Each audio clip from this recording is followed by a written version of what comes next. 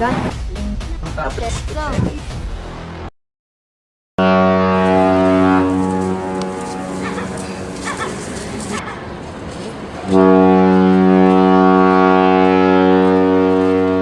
Bagal naman ng vapor na ito. Ano ba yan ang mga maliliit na bangka, mga sagabal sa daanan, pati mga Indyo dito pa naliligo at naglalaba. Mga pesteng Indyo. Kapitan, bakit doon ipinapesta ang mga hangal mong tauhan? Dahil napakababaw roon, senyora. Napakamahinahon ang takbo ng vapor na ito. Hindi ba pwedeng pakibilisan ang makina? Sapagkat sasadsad tayo sa palayan, senyora. Ang ilog Pasig na ito ay paliko-liko. Dapat ituwid ito. Dapat itong ituwid. Dahil dito, napakabagal ang pag-usad ng vapor. Dapat nilang hanapan ng paraan para palalimin ang ilog Pasig, di ba? Para mas mabilis ang usad ng support at mga iba pang sasakyang pandakan. Ba tungkol sa antas ng agham? Alam mo ba kung sino sila? May isang tulay sa Ponte del Caprico na hindi matapos dahil sa sinabi nilang mahina at marupok daw ito.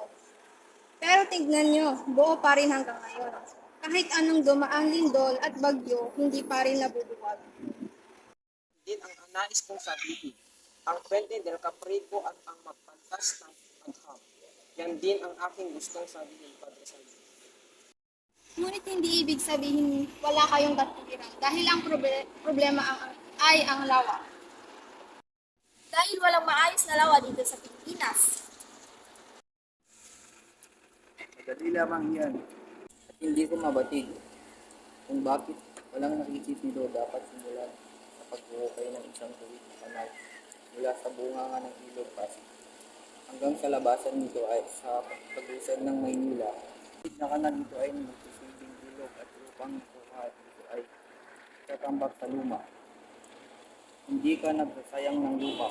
Napakaitim sa ang oras ng paglalakbay ko, diba, Angela? Isang planong yangki ang iyong naisip. Pagkaumanin niyo si Mercy, ngunit hindi ako sinasagot. Tila masyadong magansas at mabangat sa lahat ng Kailangan. Saan naman kukuhin ang salaping magbabayad sa mga lugaw? Ng mga bilanggo at hindi sila babayaran. Kanilang bilang, Senyor Simon. Ako lagi na ipagawain ng inyong taong bayad ng mga maturanda, kabataan, bata, at pagkabuhin sila. Salit na sa pilitang 15 araw, pagawain sila 3, 4, 5 buwan at pagdalhin sila sa sariling pagkain at gamit sa bayan, di ba? Subalit, Senyor Simon, Huwag na kayong tumutol dun sa studio. Panaparaan lamang sa para kahit yung discuss. ngunit Senyor Simon, ang panukalang iyan ay maaaring magdulot ng kaguluhan. Kabuluhan, nagsimagsik ba ang mga taong Ehipto kahit minsan lumaban? Ba ang mga bilanggo, Hudyo kay Tito Dino? Akala ko'y marami kayong laman sa saysayan. Hindi mga Egypto o taga-Hudyo ang kakaharapin nyo. Mga taong ito ay minsan nang naghimagsik, nang obligahin silang magbuhat ng malalaking troso para sa paggawa ng isang barko. Ngunit lumipas na ang panahon na iyo. Ang bansang ito ay hindi mapaghimagsik kahit pagawain man ng mabigat o patawan ng matataas na buwis. At hindi, ang sinabi ay sinabi na, kaya huwag na kayong bulong ng Latin Padre Silvia. Paano kada nandyan kayong mga training kung nag-aaklas din lang ang mga taong bayan. Amerikanong mulato. Hindong Ingles, nakilala siya ng Kapitan General sa Havana at sa aking palagay ay pinahiram niya ito ng pera. Dahil dito, nagbabayad utang ang Kapitan General kaya pinahintulutan siyang makaparito at gawin ang naisip. Magpayaman sa pagbebenta ng mga alahas na maaring hindi totoo. Napakawalang utang na loob na matapos perahan ang mga Indyo, pwe. Ang mga panakalang hindi sasangguni sa mga taong matagal nang naninirahan dito sa Pilipinas ay hindi nagdudulot ng maganda. Isang panukalang nangangailangang pag-ukulan ng malaking halaga.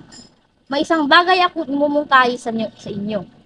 Bago ang ano paman, may nais akong ipanukala na mas payak, mapaki-pakinabang at mas ikalilinis ng lawa. Ano naman ang proyektong ito? Nakakita na ba kayong itik?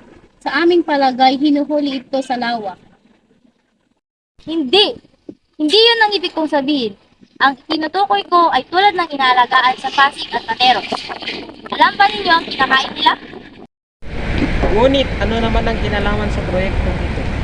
Pag-aalagain ko ng itik ang lahat ng naninirahan sa baybayin ng lawa at makikita nyo na papalalimin ng mga itik ang ilog sa paguhuli ng makakain suso.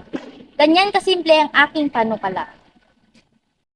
Tutusan po ba niyo ako minaghala ang kanyang panukala? Ngunit doon, Kustodyo, ang lahat ng tao sa baybayin ng lawa ay mag-aalaga ng itik. Ay nakakadiri! Mas mabuti ng tabunan na lang ang lawang iyan. Samang panahon. Samang panahon. Hindi naman, huwag mong sabihin yan. Sa Hong Kong, doon magsasagawa ng maayos ang mga proyekto. Magpapatayo pa ng mga gusali. Oo, doon yun. Saan kayo nanggaling? Hindi nyo na naabutan ang pinakamagandang bahagi ng biyahe. Makita na ako ng mga napakaraming ilong at tanawin kaya interesado lamang ako sa mga bagay na nagbibigay ng mga alamat. Mga alamat, mayaman ang ilog Pasig dyan. Mayroong alamat pagmalapad na bato tungkol sa isang bato na sinasabing sagrado dahil tahanan daw ito ng mga espiritu. Pero nawala rin ang paniniwala na banal ang bato kaya ginawa itong kanlungan ng mga tulisan at balik. Mula sa tuktok ng bato, madali nilang nakaharang ang mga dumadaan. Lumipas ang panahon, nagpatuloy ang kwento tungkol sa mga tumataog na bangka. Mayroong pang ibang alamat tulad ng alamat ni Doña Jeronima, iba Padre Florentino.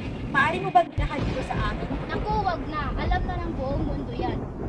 Kawanin, pero di po namin alam ang alamat niya.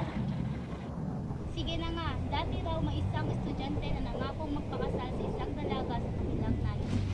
Ngunit nakalimutan niya ito. Dahil sa tapat ng dalaga ay naghintay siya para sa lalaki. Lumipas ang panahon at inaksaya niya ang kanyang kabataan sa paghihintay. At anong nangyari sa lalaking nangako sa kanya? Ayun, nabalitaan na lang ng dalaga na naging arsobispo na ang kanyang minamahal sa Maynila. Dahil dito, nagdamit ng panlalaki ang babae at pumunta sa Maynila para hanapin ang lalaki. Nagpapakilala siya dito upang hininto pa rin ang pangako niya sa kanya. Imposible ang hindi na ito, kaya nagpatayo ang arsobispo ng isang kuweba kung saan naninirahan ang babae.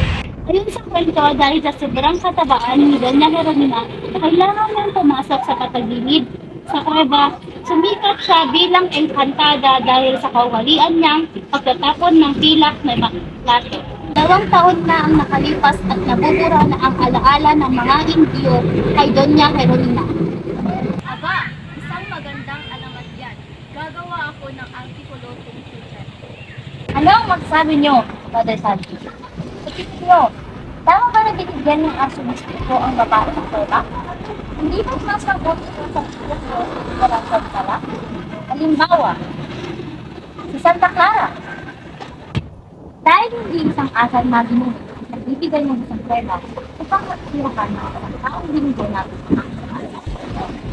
Mas nangangal mo siya ay dinala sa bigyan ng Santa Clara. Ano mo sasabi mo? Hindi maaaring husgaan na binasa ng mga arsobispo. Ngunit tuloy na panreligiyo ang gobernador ng simbahan na siyang tumatayo sa lugar ng arsobispo. Anong maaari niyang ginawa kung sa inyo iyon? Walang katumbasang sakit na pag-uulay. Ngunit dahil sa alamat ng pinag-uusapan natin, huwag natin kalimutan ang himala ni San Nicolas. Ikwento kay Senior Simon na ang aming nangyaring hindi ito alam. Tungkol sa dalawang mahalagang bagay, 2 katanungan na maaari niyong isama sa inyong artikulo. Una, anong maaaring nangyari sa demonyo pagkakita nito na sa sarili na bigla na lamang nagkulong sa isang bato? Bumakas ba siya? Nanatili ba siya doon? At ikalawa, maaari bang ang mga pinatigas na hayop na aking nakita sa iba't ibang museo ng sarili ay mga biktima ng isang makalumang santo? Siya nga pala, Kapitan. Alam ba ninyo sa ang bahagi ng lawan na matay ang isang nagngangalang Guevara, Navarra at Ayon sa naghanda ng pagtugis ng pagtanto ni Ibarra na napapalibutan na siya ng mga gwardya ay tumalon siya mula sa bangka malapit sa kinabutasan. Pagkatapos ay lumangoy siya ng distansyang mahigit sa 2 milya. Pinaulanan siya ng bala sa tuwing aangat ang ulo sa paghinga. Sa mas malayo pa ay nawala na ito sa paningin ng mga tumutugis at sa kaunti pang distansya, malapit sa baybayin, nakita nila ang tubig na nagkukulay dugo na ngayon ay eksaktong 13 taon na ang pagkalipas ng naganap yan. At ang bangkay niya? Kasama ang kanyang ama, hindi ba't isa rin siyang filibustero, isang rebeldeng Padre Salvi? Yan talaga ay walang kwentang libing. Hindi ba, Padre Florentino? Lagi kang napapatunayang mga rebelde ang siyang hindi nagbabayad ng mga marangyang libingan. Anong problema, Senyor Simon? Nakakaramdam ba kayo ng pagkahilo? Kayo na isang veteranong manlalakbay at dito pa sa ilog na ito, natulad lamang ng isang patak ng tubig? Hayaan ninyong sabihin ko sa inyong, hindi ba tinawag mo itong isang patak ng tubig lamang? Nagkakamali kayo sapagkat ang laawang nito ay mas malaki pa sa sinumang lawa sa Suiza at sa pinagsama-samang lawa sa Europa. Nakakita na ako ng dating manlalakbay na sumama ang pakiramdam dito. Tay, dahil sa aking pagsisikap ay malapit na simabot ang mga pangarap. Tama ka anak, kung may tiyaga, may nilaga. Ika nga magpatuloy ka lang sa iyong adhikain at huwag sunod. Sayang nga lang at wala na ang aking ginaupang saksiyan ang natamasa nating tagumpay. Ay anak, huwag mong masyadong isipin ang pagkamatay ni Lucia ang iyong asawa. Ang mahalaga nandito pa kami nila Tano at Julie para sa iyo. Salamat ama. Siya nga pala may dumating kaninang mga relihiyo at sinabi pagmamayari daw nila ang lupain ito. Ganun ba? Ano naman ang napagkasunduan ninyo? Sa pagkasunduan namin magbayad ako ng 20 piso o 30 piso taon-taon bilang upa natin sa kanilang lupain. Ay nako, Pagpasensyahan mo na lang. Dahil kung kakalabanin mo sila sa korte ay malaki ang mga gastos mo. Isipin mo na lang na natalo sa sugal ang 30 piso mo.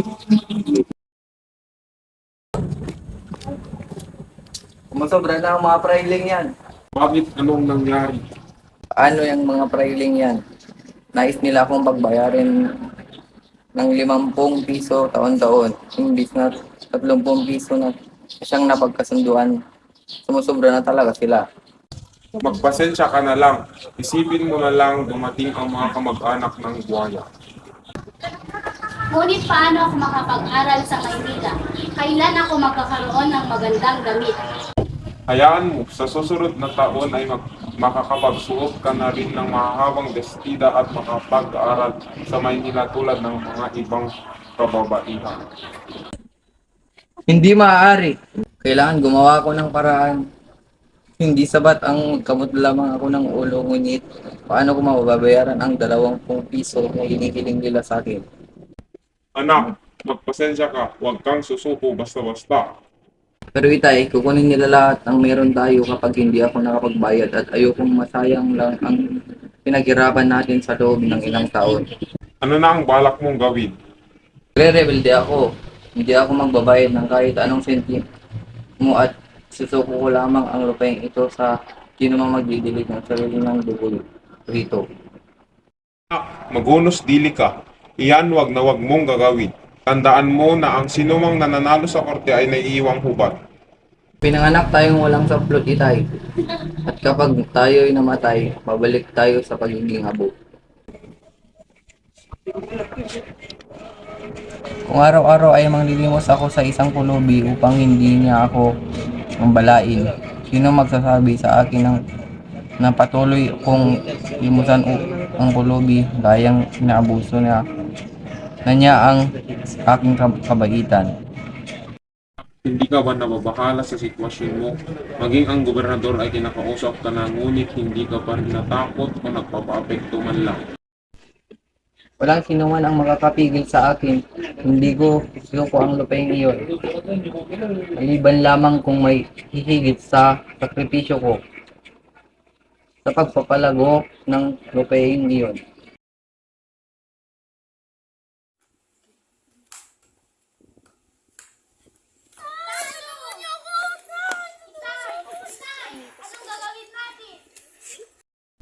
Hindi ko alam.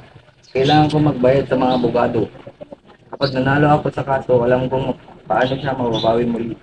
At kapag natalo ako, hindi ko rin naman siya kailanganin pa. Anak, ano ang laban ng itak sa mga armas ng pulisan? Ito ang gagawin natin, Lolo. Natatakot po ako para kay Itay. Tingin ko ay kailangan nating manghingi ng tulong sa gobyerno, Dorsilyo, sa hukom sa Escribador at sa tinyente ng Guardia Civil kung maaari. Benta mo ang natitira sa iyo. Sadyang nakakalupit na tadhana para sa atin. Paano kung hindi pa sapat ito upang ipangbayad sa mga tulisan? Maaari na matapos ang palugid nila sa atin ng 2 araw. Ngunit hindi ay pupugutan nila si Itay. Iha, huwag kang mawalan ng pag-asa. Sa tingin ko, huli isang lamang ang iyong bahay sa halagang 250 piso at bayaran mo ito kapag manalo ka sa akin. Nagalitaan ko yung sinabi. Papautahin kita sa isang posisyon. Maraming salamat po. Kahit ano gagawin ko para sa aking ama.